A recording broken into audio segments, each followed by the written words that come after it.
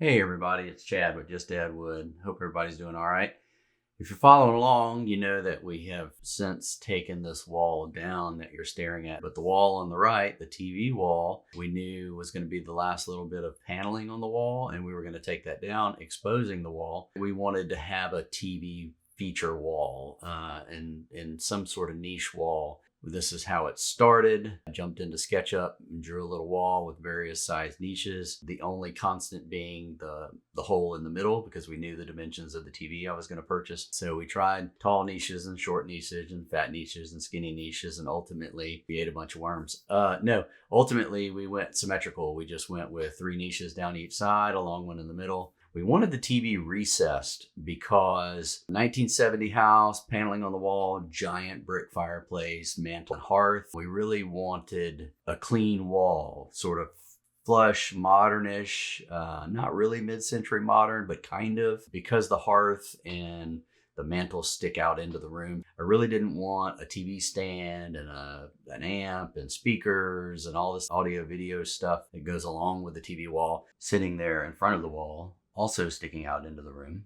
So I wanted sort of a flush wall, and I'd seen several videos on TV niche walls, and they looked fairly straightforward. In this case, our wall happened to be already opened because we took the paneling down. And in fact, I'm super lucky because these 2 holes, we'll put some arrows on the screen there. These 2 holes in the walls would be perfect cubby holes for the audio video equipment and speakers. I'll show you what's behind here. Behind this TV wall is the hall bathroom. And in the hall bathroom, here, let me show you. They have these 2 niches, one on the left behind the tub and one on the right here behind the vanity. So we have the 2, I don't know, cubby holes or dead space, niches, whatever you want to call them back there, but they would make ideal space for the audio video equipment and the speakers. So all I did was strip the paneling off the front and then framed up a faux wall in front of it. And the faux wall is what's going to give me the shapes I want. The opening for the TV, the opening for the niches, and give me the sort of design that I was looking for. So we just framed it.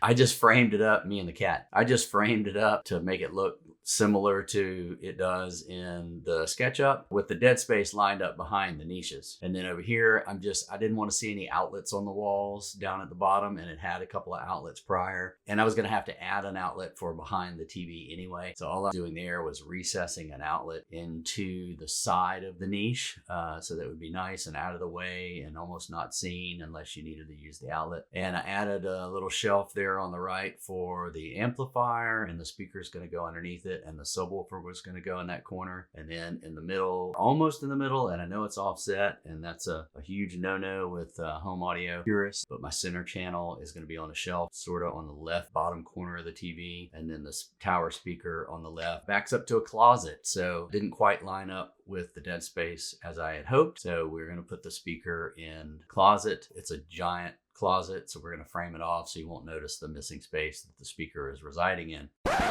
Wait, what do you mean it's not going to fit like it was supposed to? I designed the layout. I measured and did the layout based off of this brick wall, not accounting for the hearth and the mantle sticking into the room. So when we got the sort of rough framing in place and we looked at where the center of the TV is going to be, it kind of feels like we're too close to the mantle wall in the middle of the wall, because of the way the hearth and the mantle stick out.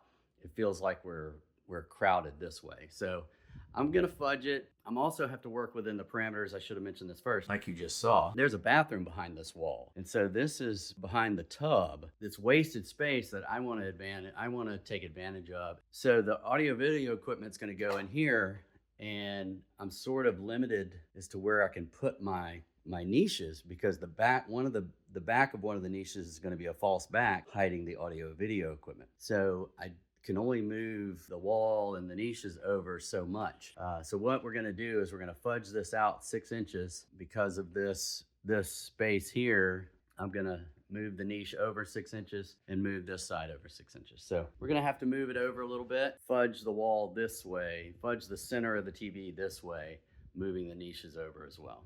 back to your regularly scheduled program. Anyway, to help with the acoustics, went ahead and insulated everything. Also needed to install the outlet I was going to need for behind the TV, and an outlet down in the bottom of the lower right niche for the subwoofer, and an outlet above the shelf on the right dead space for the amp and the home audio shelf. So we needed outlets all over the place. I'll show you how I mounted a sheet of plywood to mount the TV bracket to, leaving space to run wires. And I needed to install a center shelf bracket, center shelf. I needed to install a center speaker shelf here as well, and then cut the hole for the left side speaker, which was going to back into the closet on the left in the hallway there. We'll frame that in off camera later, and then hang up the sheet of plywood so I can mount the TV bracket to push the TV into place. And then I'll show you what we did for the back of the niches when the drywall goes up. And once the drywall goes up and get some paint on the wall, I'll show you how we installed the LED downlighting and the LED on the back of the TV. All of the LED indirect lighting and downlighting is internet controlled, so that Google and Alexa can control it, where it's completely dimmable. So we'll get the drywall up, we'll get it cut out for the outlets, we'll get it cut out for the switches and everything else and the niches, and then we'll get some paint on the wall, and I'll show you the lights, and I'll show you what we came up with to fill in the back of the niches, because we needed something sort of translucent, something that wouldn't let a whole lot of light in or out, but would also let me use the remote control through it, and was removable on the back of the niches so that I could get to the amps and speakers if I needed to. If we ever had to get to that AV equipment later, I'd want the back of these niches removable. So I'll show you what we came up with there. Fortunately, didn't get a lot of it on camera, but all I did was build little frames, and I'll show you in just a minute. I just used little thin pieces of, I think it was window screen stop, wooden trim, and then stretched speaker grill material over the trim to create sort of a speaker grill look for this. And then I'll show you also in just a minute that I stapled a little ribbon pull tabs to the bottom of the speaker covers, niche covers, so that I could pull them out if I needed to get to them later.